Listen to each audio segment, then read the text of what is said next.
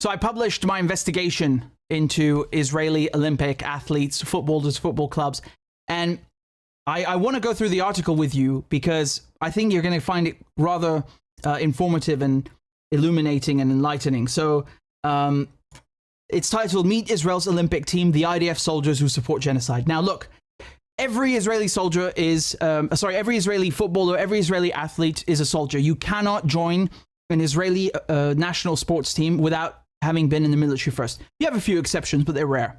Okay, so when you look at these athletes, you should understand they are all trained killers. Yes, they spend a little less time, it's fast-tracked, but they're trained killers, okay? They are reservists in the army. Now, in addition to that, that's not the only problem because, there are many countries that have mandatory military service. That's not the problem. It's half a problem.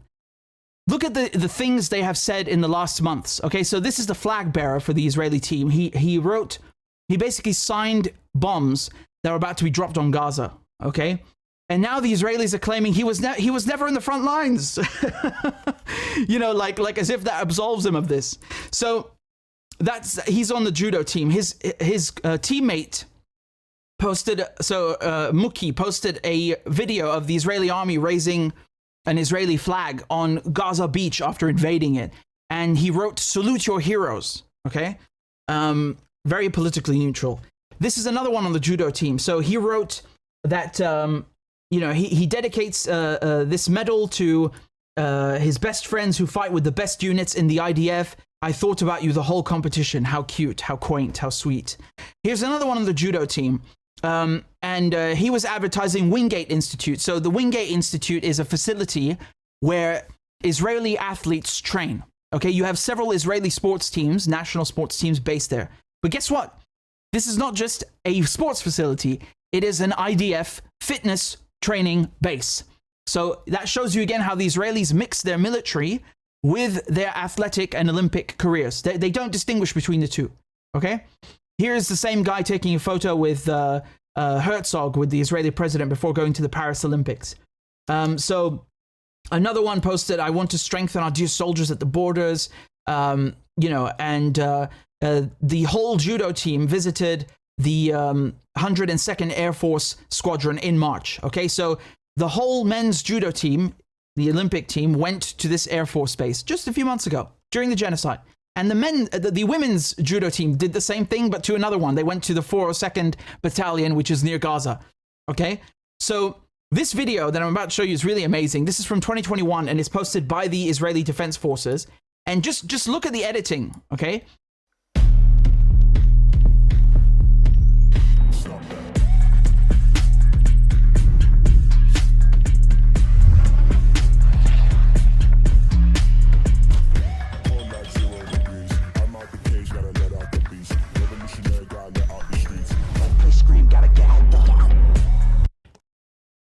It's very well edited. Kudos.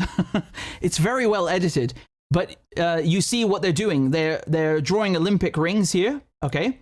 And I mean, the athletes are basically transforming into soldiers, right? Literally, like side by side. Side by side. So the message that they're conveying in this video is that Israeli Olympic athletes and Israeli soldiers are one and the same. It's literally right there explicitly in the video and even in the message. Athlète olympique, soldat du sale. So basically, it's like the meme with the handshake meme, okay? It means Olympic athletes and IDF soldiers. No difference, no difference. The message couldn't be clearer, okay? So I'm just providing that for context, again, to show you how they mix the two. And there's a video that a bunch of players from the Israeli women's football team, so not in the Olympic team, but nevertheless, and they did the same thing. They basically, they're jumping like from one cut to the next, from their jerseys to their IDF uniforms. Again, the same message, like our military identity is the same as our athletic, sportive career. That's what it means. So, this is not just mandatory military service. They are endorsing the IDF. They are proud to be in the IDF. They are, encouraging the Israeli army while it's committing genocide. And you cannot sit there and tell me that this doesn't violate political neutrality in sports. It does. I literally quote in the article, I quote all of the relevant parts in the Olympic Charter. It says, sports organizations must be politically neutral, okay? And it's even included in the IOC's mission statement. Again, so just going down here, look at the women's judo team. So Geffen Primo, this is in May. She wrote, "Thank you to the IDF soldiers and security forces." Even 10 years ago, she was posting about killing, about thank you to the IDF while Israel was killing Palestinians. So, you know, I had to really go deep to look at this stuff. It was exhausting. I spent like 2.5 weeks researching this thing. Israeli athletes post so much genocidal crap. It's unbelievable. And it's not even confined to this war only, is it?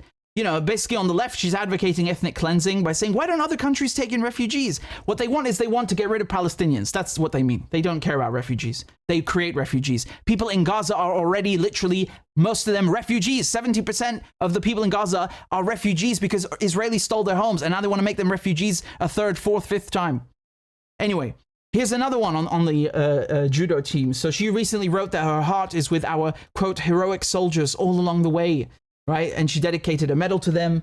And then another one on the team said she wants to bring a little joy to the country that she loves so much, the state, the soldiers.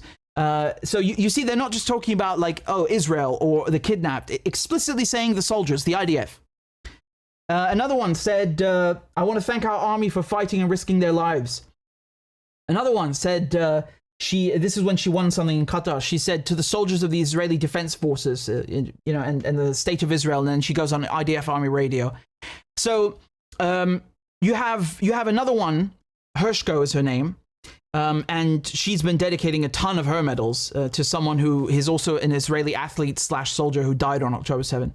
Now we go to the swimming team. So I just did judo. Huh? You can find any section of Israeli Olympic team, and they're like this. This one, Brobritsky, was saying that, posting basically propaganda about Hamas raping people and all this sort of crap. And you can see them in their IDF uniform side by side. You know, I wanted to make very clear that these people are trained killers in a genocidal army. All right. And this one over here, he posted his photo of his time in the military back in January and wrote "good old days." Okay, so this is while Israel was being tried for genocide at the ICC, at the International Court of Justice. He goes and posts a photo of him, his time in the IDF, saying "good old days." Wow. Track and field, this one's great. This one, Lona, she posted this image on October 14th. So when Israel was, beginning to bomb Gaza and had killed already thousands of people, basically saying that what the IDF is doing in Gaza is an apocalypse and it's sanctioned by God. You see there's a Bible there, like they're taking instructions from it. It's a very clear endorsement of what's happening in Gaza, saying this is divine. Here's another one, Mayor. So she was a teacher in the IDF. She said during an interview in November how proud she was to be in the IDF. You go down the whole bloody team. I mean, it's unbelievable. Horse riding, fencing, football, all of them, they're all saying the same things. They're dedicating their wins to the Israelis. They're proud of it. And also, you look at the football clubs. This is something you have to understand, which is very important, because the Olympic Charter does not just bind the Israeli Olympic team. Every country that has an Olympic committee is, all of its sports organizations are bound by the Olympic Charter. Like if you have a football association, like the FA in England, they have to follow the Olympic Charter. It says it. Because it's like an umbrella. So my point here is that you cannot just look at the Olympic team as the people violating the Olympic Charter. Even those that are not participating in the Olympics, even just regular football players who play in the national team or in football clubs, are violating the Olympic Charter by saying genocidal things or promoting the Israeli Defense Forces, because they are violating the peace mission that is in the Charter and also the this mission statement of political neutrality. Okay, and just to give you an idea how wild this is. Okay, one of them said, for example, erase Gaza. Okay, erase Gaza permanently. I hope there will be no concessions, that there will be no drop of morality in the IDF. And then another one said that destroy, tighten, crush. What is the logical reason why 200 tons of bombs haven't already been dropped on Gaza? So these are players in the national team. Yeah. Here's another one. talking about the warriors, meaning, you know, he's talking about the soldiers that he met, and he's posting racist cartoons in 2012 and so on. You know, it's amazing. And if you look at the football clubs give merchandise to the Israeli soldiers. So they send them football scarves, memorabilia, they send them t-shirts, they send them flags, and the Israeli soldiers go and put this on their bulldozers, on their armored vehicles, and the football clubs ask them to take photos. So they give them free merchandise, and they say, please take photos in Gaza with the merchandise, send it back to us, and we'll share it on social media. Okay, so, you know, these photos were not posted by the soldiers, they were posted by the football clubs themselves. Right? Here they are giving goodie bags, right? So these are various Israeli football clubs like Maccabi, Tel Aviv FC, and so on. And you can see them, they're in Gaza on top of tanks, you know, on the beach, just proudly posing with these football scarves and so on. And the football clubs also post obituaries. So when you have an IDF soldier who's killed, they will post in honor of these people who went on a genocide mission. And they also send their football players to visit wounded Israeli troops in hospital. You can see them here. These are players from FC Beitar posing with a wounded Israeli soldier and a machine gun, in November of 2023. They also congratulate fans who enlist in the IDF. Again, it's mandatory, but nevertheless, no one is obliging football clubs to say congratulations, are they? They also post things like this, you know, pictures of planes and helicopters glorifying the aerial bombardment of Gaza. They host injured IDF troops as well. You know, they bring them backstage, give them, you know, pizza, let them meet the football players, do a meet and greet. It's quite quaint, isn't it? Right? So there's no question here that the football clubs are openly endorsing, promoting, supporting the Israeli army, the Israeli army's actions, and the Israeli soldiers. There's no question here. This is not one club. These are like 5, 6, 7, 8, 9, 10 clubs. The biggest ones in Israel. So and the players are going there. The players in the club. It's not like the management. It's the goddamn players, the athletes, who are supposed to be neutral. I mean, forget the Olympics. Forget the Olympics. This by itself should see the Israelis and their football association banned from FIFA and the Olympic Committee. It's a clear violation. You know, of course you have military service in countries like Switzerland, or national service in Austria. You don't see, Swiss athletes going and taking photos with the Swiss army during a genocide, and it doesn't exist. Don't mix the two, because Israelis want to distract you and say, like, well, everybody goes to the army, which is not what they were admitting on October 7. On October 7, everyone was a civilian, remember? They're not soldiers, they're civilians, but now everyone is in the army. Everyone is in the army.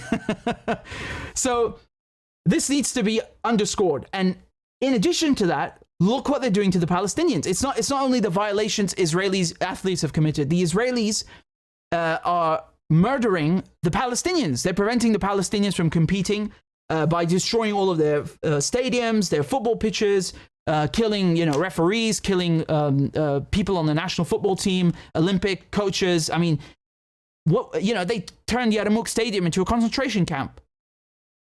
Look. Blindfolding people, stripping them to underwear, humiliating them. I'm sorry.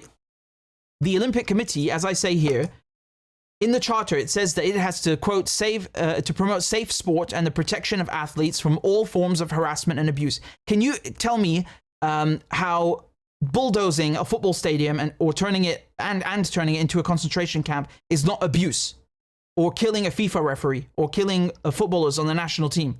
How is that not harassment and abuse? It's actually worse. It's murder. It's worse than harassment and abuse. You're literally murdering them. And so we come back to the hypocrisy. Why is Russia banned? Why is Belarus banned, but not Israel? Remember, the condition that they set out for the Russians and the Belarusians is that if you want to compete, you can only do so as an individual athlete. So no football teams, no volleyball teams, no any teams, only individuals can compete, and they have to do it under a neutral flag, meaning no Russian national anthem, no Russian flag, no Russian insignia, nothing. And they cannot have any connection to the security services, the army, and if they say anything to promote the war, they're banned. Okay?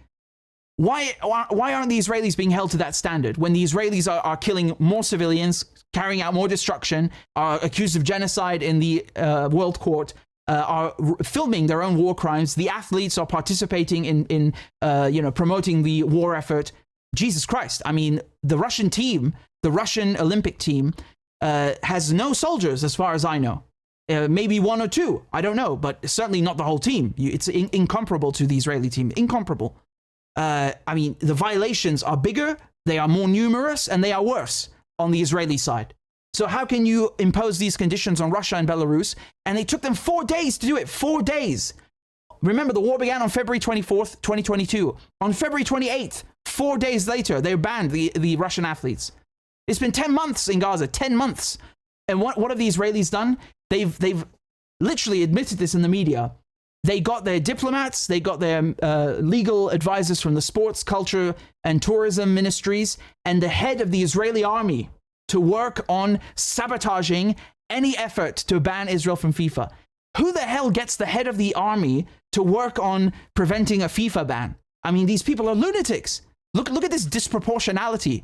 Again, this is Israeli media saying this. The head of the IDF worked around the clock. These are the exact words. Worked around the clock to torpedo the initiative. And then the Israeli foreign minister threatens on Twitter, openly threatens the head of the Palestinian Football Association and the Olympic Committee with prison. Look, you can see the bars, the prison tracksuit, and photoshopping his head on it, saying that if you try to ban us, if you go ahead with your attempt to ban us from FIFA, we will put you in prison and you'll be playing football in prison. These people are lunatics. Actually, that's an insult to lunatics.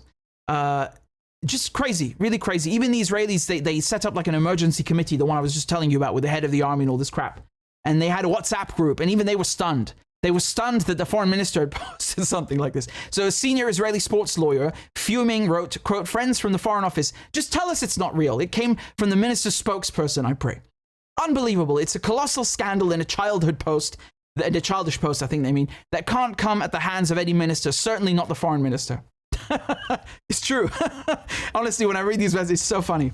But in any case, they succeeded. The Israelis succeeded in getting FIFA to postpone a vote on this at the Congress and then turn it into a special council. Essentially, it's like having the United Nations Security Council vote on an issue instead of the General Assembly. Why? Because in the General Assembly, everybody gets one equal vote. Israelis hate the idea of democracy, and the FIFA Congress has 211 members, and the world can see what Israel is doing. So if it had gone to a vote at the FIFA Congress, they might have been banned, and then banned from from the Olympic Committee. So what they did is they sabotaged it from ever coming to being on the agenda, and then filtered it down to a FIFA Council, which is 35 members instead of 211. Like the UN Security Council is 15 instead of 196. So, or 190 countries. So the idea is the same.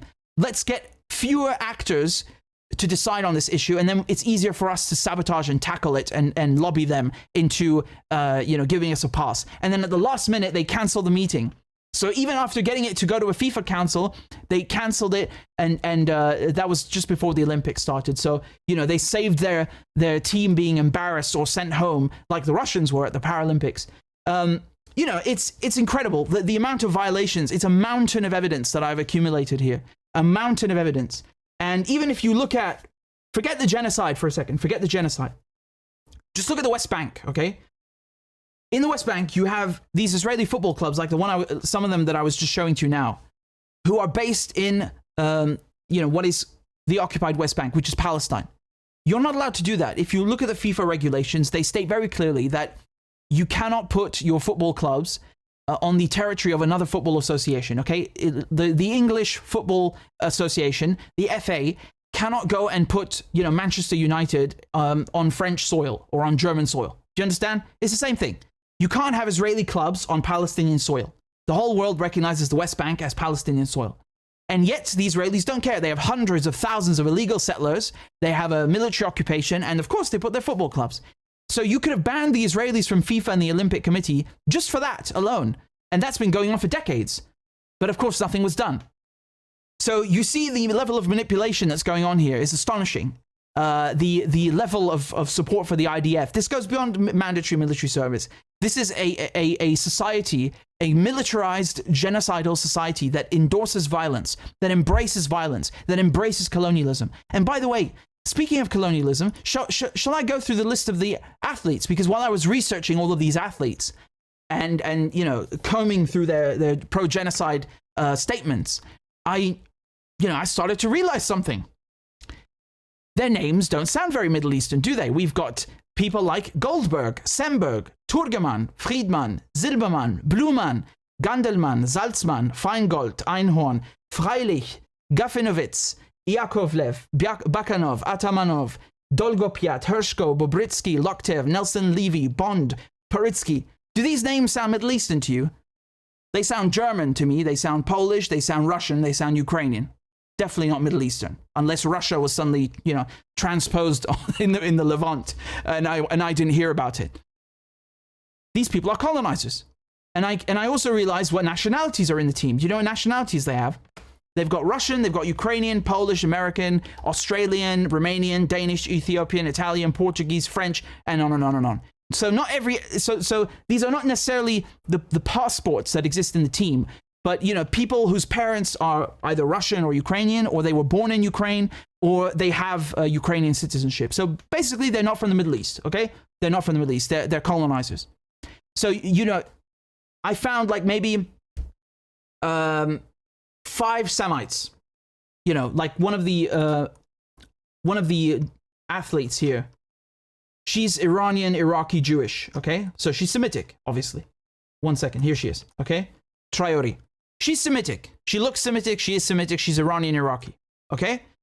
But you're going to sit there and tell me that this guy is Semitic? Or this guy? I mean, yeah, you can find people like that, definitely. But I'm just saying, like, if you look at their names, Loktev is obviously a name from Eastern Europe, right? We know that these people, some of them are born in Ukraine. I mean, look, the flag bearer, for example, the one right at the top, he's literally born in Ukraine. Okay, so, you know, these people are very obviously colonizers, and they tell you that Israel is diverse and Israel has 20% of the citizens who are Arabs. Well, yeah, because you came and built it on top of Arabs. Obviously, some of them are going to be Arabs. And you know, Israel is diverse and they have religious diversity. I didn't come across a single Muslim or Christian in this team. I might have missed it because I was focusing on all the genocidal things they were saying, so forgive me. But, you know, my observation was that they were the team was entirely Jewish. And on top of that, the overwhelming majority of them, white Ashkenazi Europeans. But apparently, we're supposed to believe they're Semites and they're from the Middle East. Okay, well, you know, sure. You keep living in La La Land and we'll stick to reality. Thank you very much. So this is the article. You should go read it and share it with everyone, because people, you know, they say Israel should be banned because of the genocide in Gaza, which is true. And that's reason enough. But you have to know the specifics. You have to read this. You have to understand the rules they've violated, what they have said, and how it's like the overwhelming majority of them. I got all the receipts here. The link is in the description, and it's also in the chat. So you can go and watch it read it afterwards, and there you go. Again, YouTube demonetized my channel because I'm not allowed to say naughty things about Israel. You know, telling the truth is forbidden. So if you are able to donate a few dollars on PayPal or on a monthly basis on Patreon, please consider doing it, because it would really help me continue my journalism and support independent media. So I'd be very grateful. And the links are in the description and also in the chat. Thank you guys very much again for all your donations and all your kind comments. I appreciate it very much.